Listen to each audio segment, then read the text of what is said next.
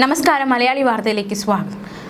രാഹുൽ ഈശ്വർ അതിജീവിതയുടെ ഫോട്ടോ പങ്കുവച്ചു അധിക്ഷേപിച്ചു എന്നത് കള്ളമാണെന്നും സത്യം ഇലക്ഷൻ കഴിയുന്നതുവരെ രാഹുൽ ഈശ്വർ ജയിലിൽ കിടന്നാൽ CPMന്റെ കപട സ്ത്രീപക്ഷ നറേറ്റീവിനെ എതിർക്കാൻ ആരും കാണില്ല എന്നാണ് CPMന്റെ വിലയിരുത്തലായിരുന്നുവെന്നും പറഞ്ഞുകൊണ്ട് രാഹുൽ ഈശ്വർ രംഗത്ത് വന്നിരിക്കുകയാണ്.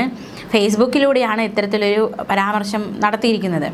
ഫേസ്ബുക്ക് കുറിപ്പിൽ ചില കള്ളങ്ങൾ, അതിൻ്റെ സത്യാവസ്ഥ എന്താണ് എന്ന് പറഞ്ഞ് 7 കാര്യങ്ങൾ രാഹുൽ ഈശ്വർ വിവരിക്കുന്നുണ്ട്.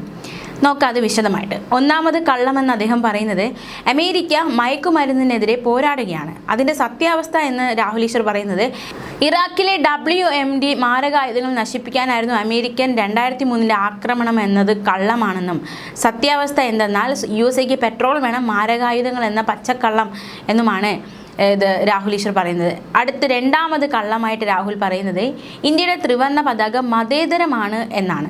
പക്ഷേ സത്യാവസ്ഥ രാഹുൽ ഈശ്വർ പറയുന്നത് ഇന്ത്യയുടെ കൊടി ഹിന്ദു, അതായത് കുങ്കുമ, ക്രിസ്ത്യൻ വെള്ള, മുസ്ലിം പച്ച, ഗാന്ധിജി ഒന്നിപ്പിച്ചതാണ് ഇവ എന്നാണ് രാഹുൽ ഈശ്വർ വ്യക്തമാക്കുന്നത്. മൂന്നാമത്തെ കള്ളമായിട്ട് രാഹുൽ ഈശ്വർ പറയുന്നത് ഇന്ത്യൻ സുപ്രീം കോടതി വിധി ശബരിമലയിൽ സ്ത്രീകൾക്ക് വേണ്ടിയിട്ടാണ് എന്നാണ്. പക്ഷേ എൻ്റെ സത്യാവസ്ഥ യൂണിഫോം സിവിൽ കോഡ് നടപ്പിലാക്കി വലതുപക്ഷ അജണ്ടയ്ക്ക് പാലം നിർമ്മിക്കുകയാണ് അതിൻ്റെ ലക്ഷ്യമെന്നാണ് രാഹുൽ ഈശ്വറിൻ്റെ അഭിപ്രായം.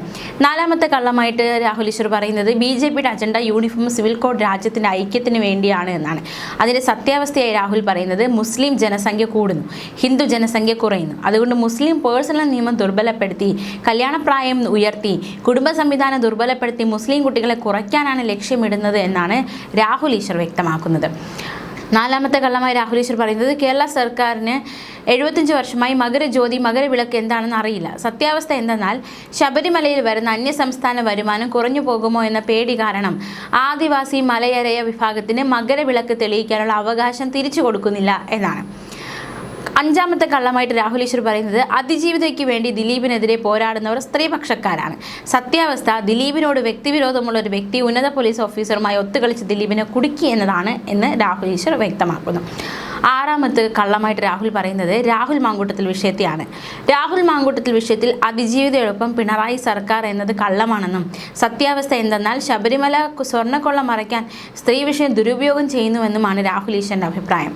ഏഴാമത്തെ കള്ളമായി രാഹുൽ ഈശ്വർ പറയുന്നത് രാഹുൽ ഈശ്വർ അതിജീവിതയുടെ ഫോട്ടോ പങ്കുവച്ചു അധിക്ഷേപിച്ചു. സത്യം അവസ്ഥ ഇലക്ഷൻ കഴിയുന്നതുവരെ രാഹുൽ ഈശ്വർ ജയിലിൽ കിടന്നാൽ CPM കപട സ്ത്രീപക്ഷ നറേറ്റീവിനെ എതിർക്കാൻ ആരും കാണില്ല എന്നതാണ് സത്യം. സത്യമാണ് ദൈവം. സത്യം പറയുന്നതാണ് ഏറ്റവും വലിയ വിപ്ലവ പ്രവർത്തനം. സത്യം പറയുന്നതാണ് ഏറ്റവും വലിയ ദൈവിക കർമ്മം. സത്യമേവ ജയതേ എന്ന് പറഞ്ഞാണ് രാഹുൽ ഈശ്വർ തൻ്റെ ഫേസ്ബുക്ക് പോസ്റ്റ് അവസാനിപ്പിച്ചിരിക്കുന്നത്.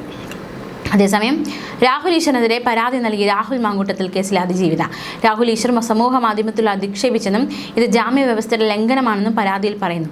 രാഹുൽ ഈശ്വരെ ജാമ്യം റദ്ദാക്കാൻ നടപടി സ്വീകരിക്കണമെന്നും പരാതിക്കാരുടെ ആവശ്യം.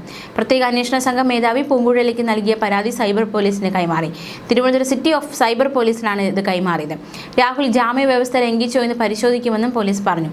രാഹുൽ മാങ്കൂട്ടത്തിൽ MLAക്കെതിരെ പരാതി നൽകിയ യുവതിയെ വീഡിയോയിലൂടെ അധിക്ഷേപിച്ച കേസിൽ രാഹുൽ ഈശ്വർ റിമാൻഡിലായിരുന്നു. 16 ദിവസത്തിന് ശേഷമായിരുന്നു ജാമ്യം കിട്ടിയത്. അതിജീവിതയ്ക്കെതിരെ അപകീർത്തികരമായ പരാമർശങ്ങൾ ഒന്നിനു പിറകെ ഒന്നായി നടത്തിയ രാഹുൽ ഈശ്വറിനെ നവംബർ 30 പോലീസ് കസ്റ്റഡിയിലെടുത്ത് അറസ്റ്റ് ചെയ്തത്. തൊട്ടടുത്ത ദിവസം ജാമ്യാപേക്ഷ തിരുവനന്തപുരം ACJM കോടതി തള്ളിയതോടെ നിരാഹാര സമരം തുടങ്ങിയിരുന്നു. രാഹുൽ ഈശ്വർ അന്വേഷണവുമായി സഹകരിക്കുന്നില്ല പ്രോസിക്യൂഷൻ വാദത്തെ അംഗീകരിച്ചായിരുന്നു കോടതി ജാമ്യം നിഷേധിച്ചത്. ന്യൂസ് ഡെസ്ക് മലയാളി വാർത്ത.